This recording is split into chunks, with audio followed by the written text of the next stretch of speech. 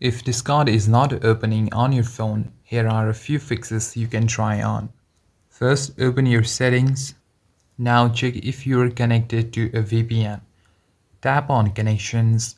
Now tap on more connection settings and you can make sure that you are not connected to any VPN here. And if a VPN is turned on, disable it temporarily since it can sometimes stop Discord from loading properly.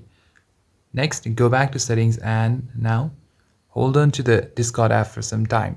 Now tap on the eye icon. Scroll down to storage section. Here you'll find two options called clear cache and clear data. Make sure to tap on both of them. Tap on clear cache and tap on clear data. Tap on delete. After that, try reopening the Discord app. If not, then what you can do is go to Play Store, search for Discord. Tap on Discord.